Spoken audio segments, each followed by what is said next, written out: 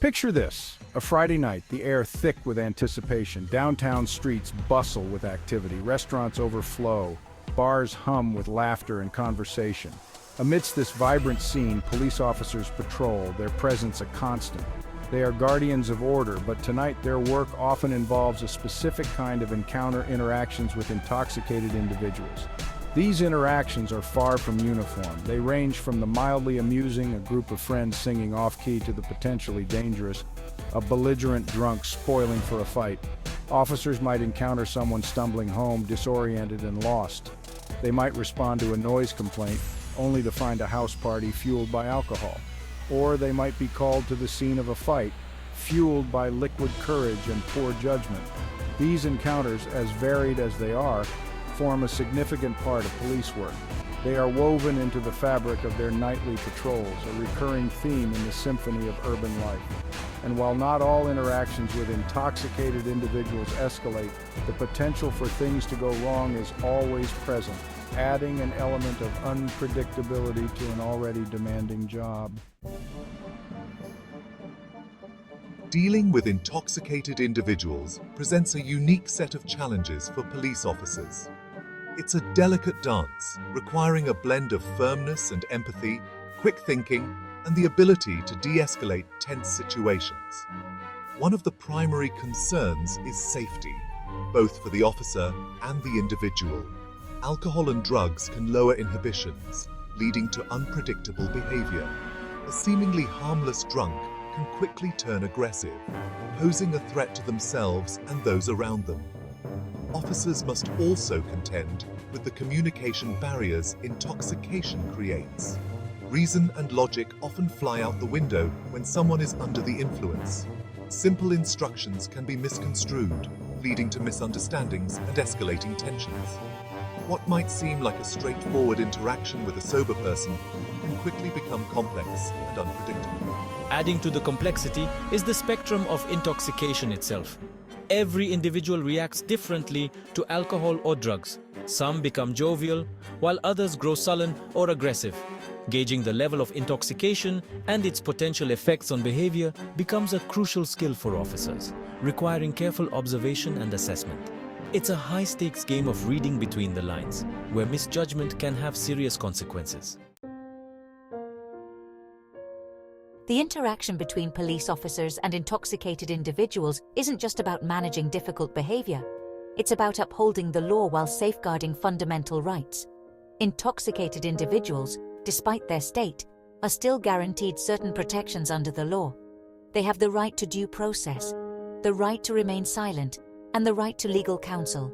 Police officers must be mindful of these rights, even when dealing with someone who is uncooperative or incoherent.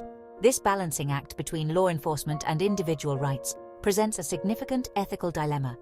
Officers must determine when someone's intoxication poses a danger to themselves or others, justifying intervention. Is someone stumbling home merely intoxicated? Or are they in need of medical attention? Is someone sleeping off a bender in the park a public nuisance, or someone in a vulnerable situation? These judgment calls, made in the heat of the moment, can have lasting consequences. Beyond the legal and ethical considerations, there's the human element. Intoxication, often a symptom of deeper issues, requires a nuanced approach. Is this a pattern of behavior, a cry for help masked by alcohol?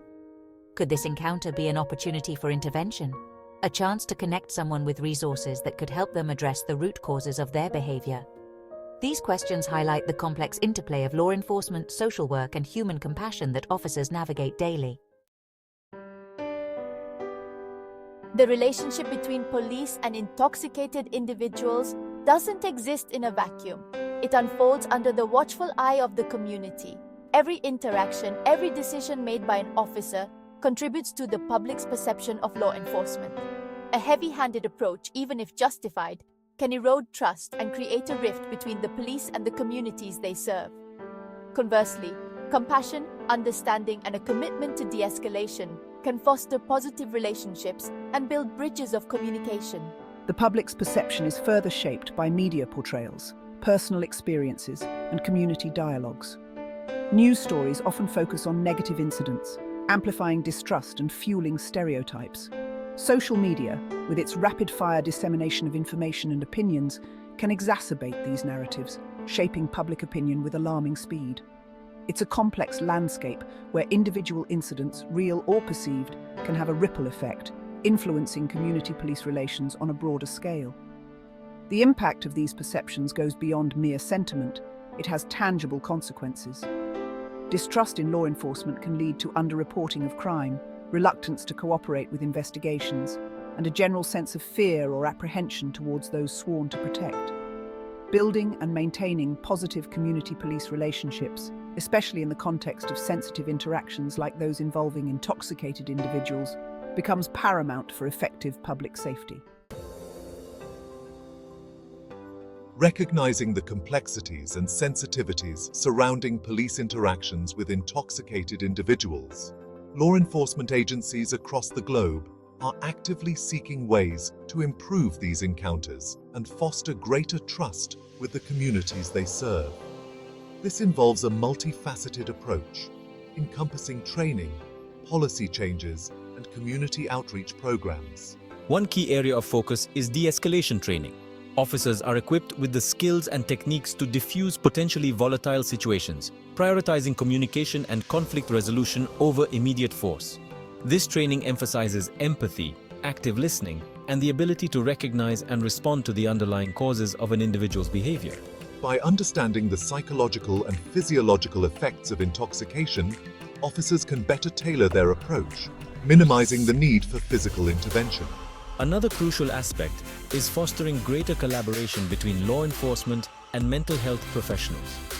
Recognizing that intoxication often coexists with mental health issues, some departments have implemented crisis intervention teams, or CITs. These teams consist of officers trained to recognize and respond to individuals experiencing mental health crises, including those exacerbated by alcohol or drugs. By diverting individuals towards appropriate treatment and support services, CITs aim to break the cycle of repeated encounters with the criminal justice system.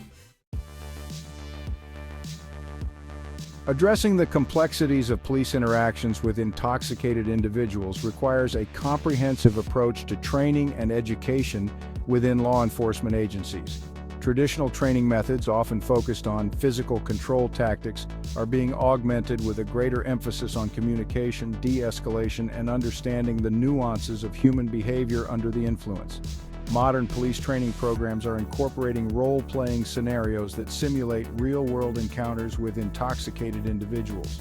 Officers are placed in controlled environments where they can practice de-escalation techniques, learn to identify signs of intoxication and potential medical emergencies, and develop strategies for communicating effectively with individuals who may be disoriented, agitated, or uncooperative.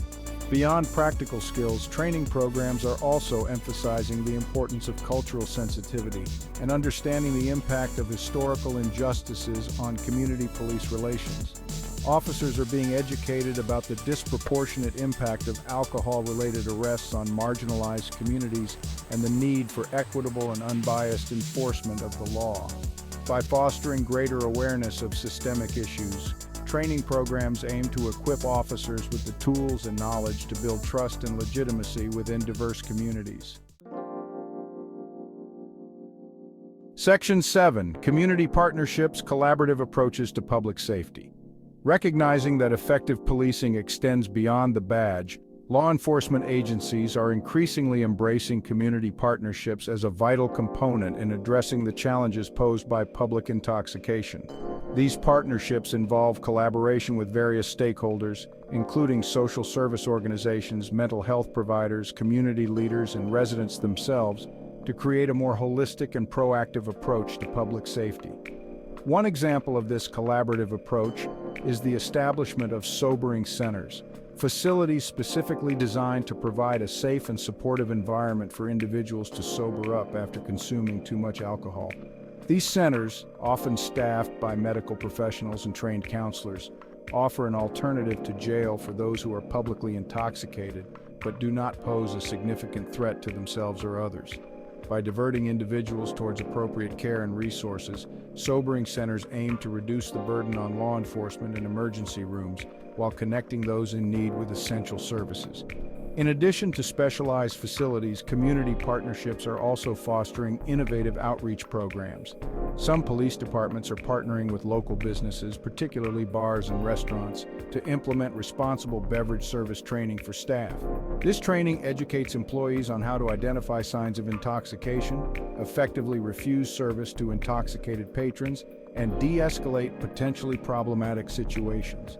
By empowering those on the front lines of alcohol service, these programs aim to prevent public intoxication before it occurs, reducing the need for police intervention. Section 8. Shifting perspectives, challenging stigmas and promoting understanding. Addressing the complexities of police interactions with intoxicated individuals requires not only changes within law enforcement, but also a broader societal shift in how we perceive and address substance use and its associated challenges. For too long, intoxication has been viewed through a narrow lens of morality and personal failing, perpetuating stigma and hindering access to support and treatment. Challenging these deeply ingrained stigmas requires open and honest conversations about substance use, recognizing that it affects people from all walks of life. We must move away from judgment and shame and towards a more compassionate and understanding approach that acknowledges the complex interplay of biological, psychological, and social factors contributing to substance use disorders. Education plays a crucial role in shifting perspectives.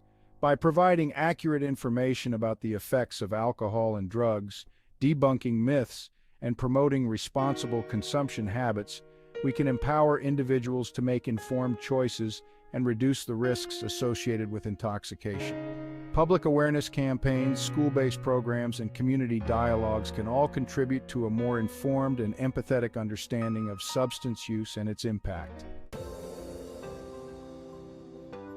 Section 9, The Path Forward, a collective effort for safer communities. Creating safer communities for all, including those under the influence, necessitates a collective effort that extends beyond the realm of law enforcement. It demands a paradigm shift that views intoxication not merely as a criminal justice issue, but as a complex social and public health challenge requiring a multifaceted response. This shift begins with acknowledging the humanity of those struggling with substance use, recognizing that they are not defined by their intoxication but are individuals deserving of compassion, support, and opportunities for recovery.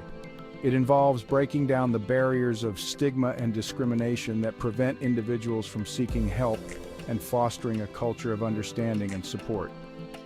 Moving forward requires continued investment in evidence-based solutions such as expanding access to treatment and recovery services, implementing harm reduction strategies, and addressing the root causes of substance use, including poverty, trauma, and lack of access to education and employment opportunities. By tackling these systemic issues, we can create communities that are not only safer, but also healthier and more equitable for all. Section 10. Conclusion: Finding common ground. The interaction between police officers and intoxicated individuals is a microcosm of the broader societal challenges we face. It highlights issues of public safety, individual rights, community trust, and the need for compassionate and effective responses to substance use. While there are no simple solutions, by embracing a multi-pronged approach that combines law enforcement efforts with community partnerships, public health initiatives, and a commitment to understanding and addressing the root causes of intoxication, we can strive towards a future where these interactions are less about confrontation and more about connection, support, and building a safer and more just society for all. By fostering open dialogue, challenging our own biases, and working collaboratively, we can create communities where law enforcement and the public view each other not with suspicion but with mutual respect and understanding. It is in this spirit of collaboration and shared responsibility that we can truly begin to address the complexities of intoxication and its impact on our communities, paving the way for a future where safety, justice, and compassion prevail.